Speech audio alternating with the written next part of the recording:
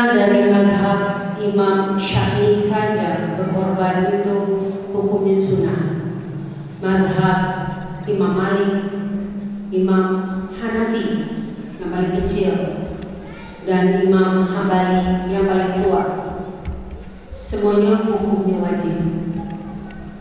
Jadi Anda harus ingat, sebenarnya korban itu hukumnya wajib.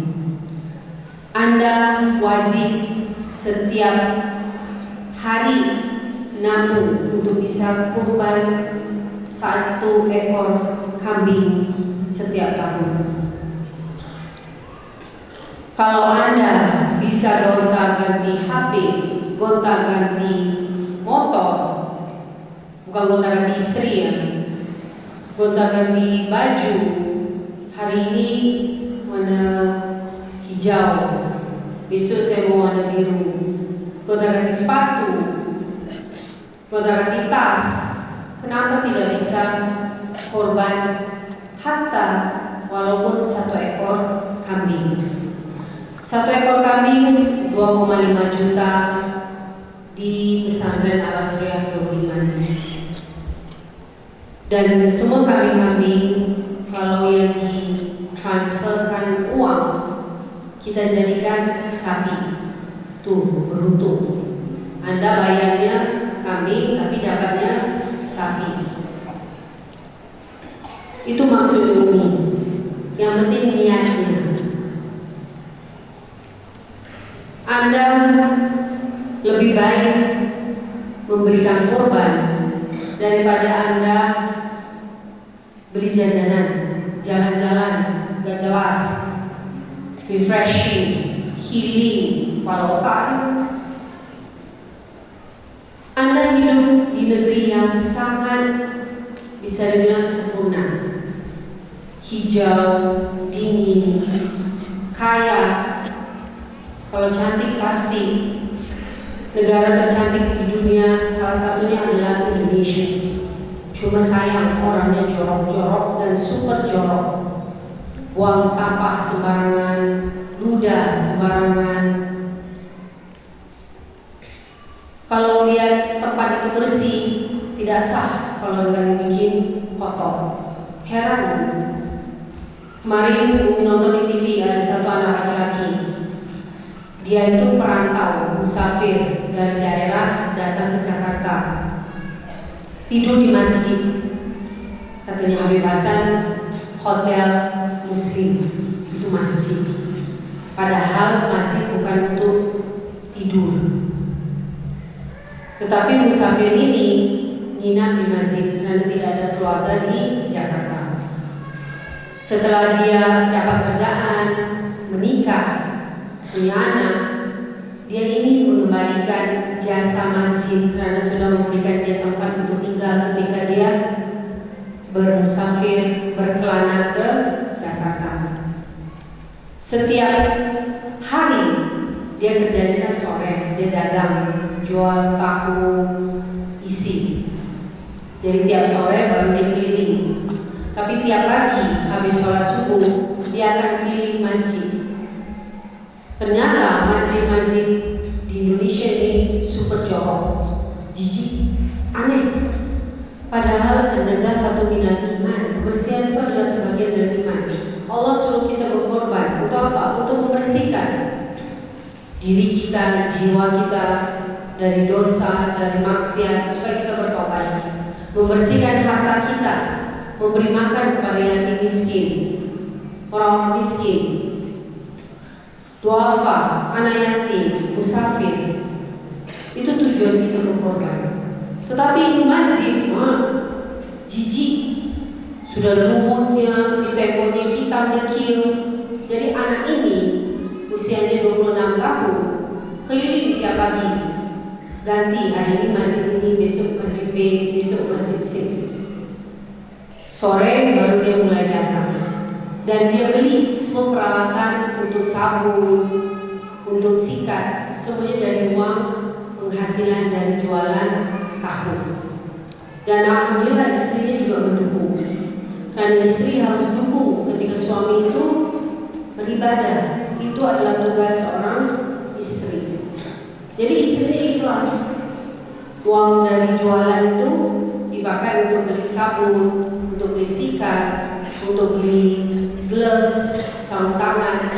Karena sabun yang dipakai itu keras, karena rata-rata mesin itu sudah tahunan tidak pernah disikat. Malu kita. Masa orang Islam jorok? Padahal di agama Islam hanya yang mengerti air suci dan mensucikan adalah orang Islam. Agama lain tidak ada seperti itu. Insya Allah minggu ini Umi akan berangkat ke Amerika, ke Michigan, United States of America. Perjalanan 28 jam. Gonta-ganti pesawat 3 kali. Dari sini ke Doha 9 jam. Doha itu di Qatar. Dari Doha ke Chicago 18 jam. Dari Chicago ke Michigan 1 jam. 28 jam pergi. Jadi Umi berangkat pokoknya 28 jam. Pulang 3 hari baru sampai Jakarta. Umi berangkat dari Michigan hari Jumat. Hari Ahad pagi Umi akan sampai di Jakarta. 3 hari perjalanan, bukan naik kapal ya, naik pesawat. Umi diundang untuk membicarakan tentang Islamic Social Finance, bagaimana Islam memperkuat ekonomi syariah, memperkuat ekonomi umat Islam. Bagaimana Islam membuat umat Islam diperdayakan, jadi memperkuat ekonomi umat dan masyarakat Islam. Hanya Islam aja yang punya kurban. Agama lain tidak ada kurban, apalagi yang namanya agamanya Hindu. You korban sapi, siap-siap aja you dibunuh, karena you sudah berani menyembelih Tuhannya mereka. Masuk akal? Orang India Hindu itu terlalu, nggak tahu ya, mungkin nggak dikasih hidayah sama Allah. Dia minum kencingnya, pipisnya sapi, karena itu pipisnya Tuhan menjijikan, Tuhannya kencing. Lepas itu dia melumuri tubuhnya dengan kotoran sapi supaya sehat, supaya kuat. Bagaimana orang nggak sakit kusta? Lepra itu paling banyak itu di India.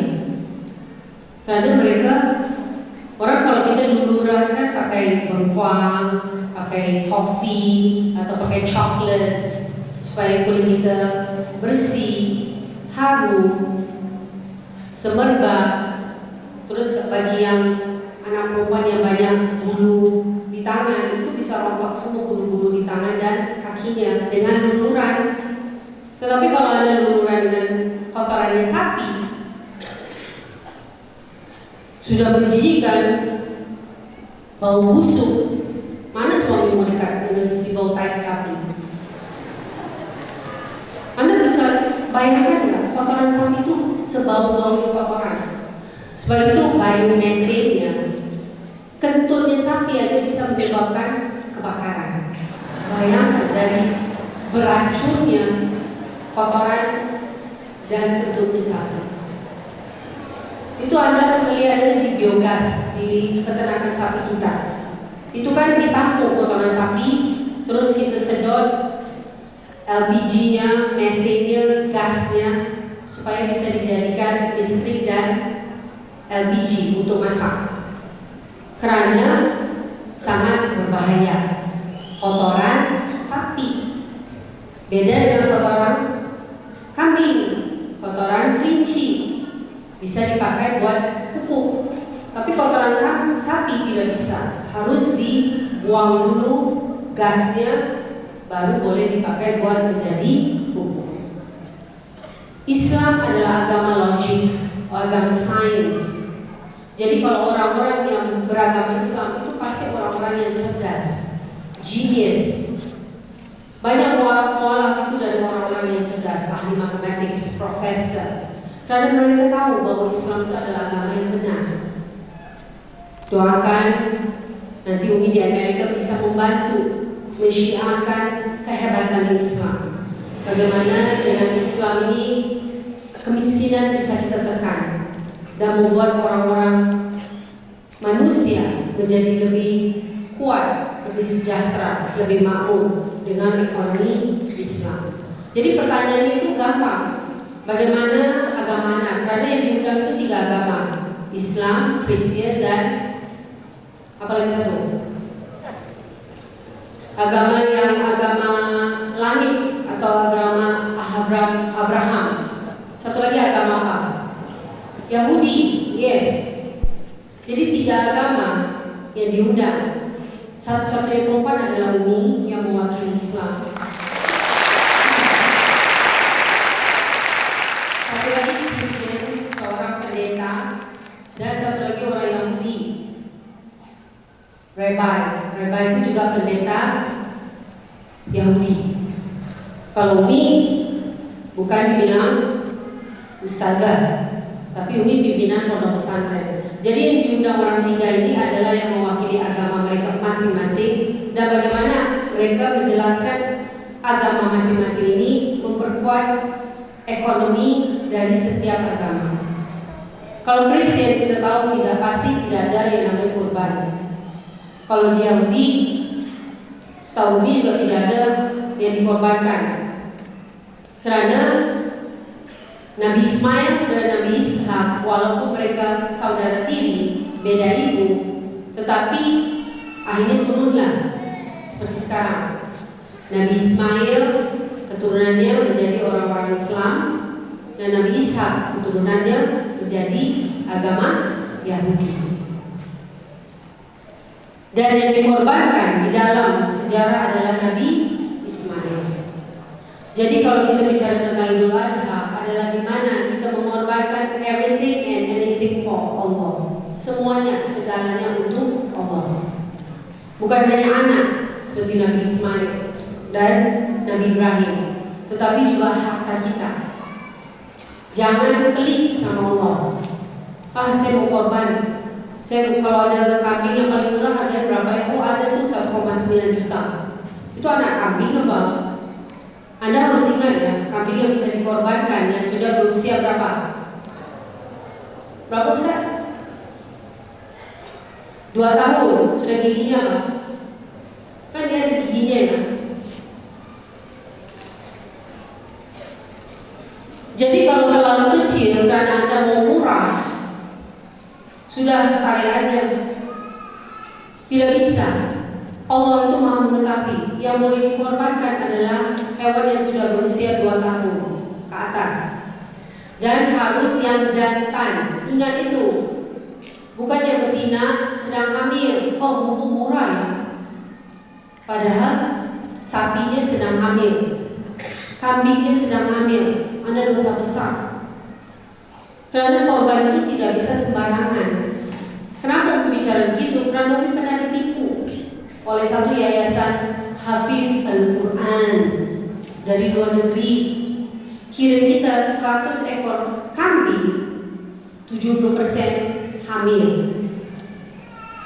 Bayangkan 100 ekor kambing, 70 ekor betina hamil lagi. 100 ekor itu semuanya betina, dan yang hamil 70 ekor, 30 ekor tidak hamil. Tetapi kita tahu yang boleh dikorbankan adalah yang jantan. Jadi bagaimana? Karena apa? Kalau musim korban, hewan betina murah, yang mahal itu hewan jantan. Jadi kita mau nipu Allah. Huawei kidding, siapa yang kita mau nipu? Sudah dikasih tahu harus korban hewan jantan. Dia mau merasa paling pintar. Gak apa-apa kita beli betina aja sama aja. Terus nanti ditulis di suratnya jantan. Dengan surat jantan itu akan, apakah hewan itu akan berubah menjadi jantan? Apakah hewan itu langsung automatically dioperasi plastik? dokter hewan. Terus tulisannya 100 ekor kambing jantan. Tetapi di lapangan 100 ekor kambing betina. Penipunya siapa? Berapa banyak orang yang nipu? Dari yayasannya. Padahal orang-orang yang memberikan uang untuk korban itu tahunya harus hewan jantan dan berusia 2 tahun. Percaya, namanya juga yayasan Hafizul Quran. Masa orang hafal Quran bohong, nipunya sama Allah lagi. Jadi hati-hati, Anda akan jadi pimpinan pesantren, pimpinan yayasan, pimpinan di kampung, di desa, menjadi bupati, menjadi wali kota, menjadi gubernur, menjadi menteri, menjadi presiden. Harus jujur. Kalau bukan haknya Anda, jangan pernah Anda neko-neko. Oh, ini bukan haknya saya, ini bukan milik saya nggak boleh pegang. Apalagi makan, apalagi ambil. Karena apa? Kejujuran itu menentukan berat atau ringannya timbangan Anda nanti. Umi kemarin dikasih uang 100 juta beli sapi. Alhamdulillah sapinya 3 ekor dapat diskon. Padahal kalau harga sebenarnya adalah 100 lebih juta, tapi dapat diskon sama Pak Hajinya. Dapatlah 3 juta. Jadi dari 100 lebih juta menjadi 97 juta rupiah. Alhamdulillah. Dia bilang nggak apa-apa, lebihnya buat yang nanti yang potong atau beli peralatan, mau beli pisau atau tali dan yang lain-lain. Ingat, hidup harus sentiasa jujur. Kalau Anda jujur, Anda pasti akan selamat. Jangan pernah nipu, apalagi menipu kepada Allah Subhanahu wa Ta'ala, atau menipu untuk ibadah. Saya kan mau ibadah, nggak apa-apa, boleh saya nipu, ambil kambing yang kecil. Yang penting kan korban, yang penting kan ibadah. No, jangan seperti itu. Walaupun kita melihat kita rugi, tidak apa-apa. Yang penting demi Allah dan demi Rasulullah SAW. Sekarang kita semua ini kan belum sarapan, banyak yang perutnya sudah keroncongan, sama juga dengan Umi. Apalagi Umi sudah puasa 1 minggu dari hari pertama 1 Dzulhijjah. Sekarang kita selesaikan, terus anak putri cepat balik ke pondok sarapan.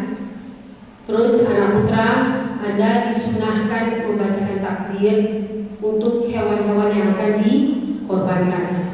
Tolong hanya anak mahasiswa. Yang kecil-kecil, apalagi yang SD, PAUD, TK, jangan kasih lihat penyembelihan atau pengorbanan hewan.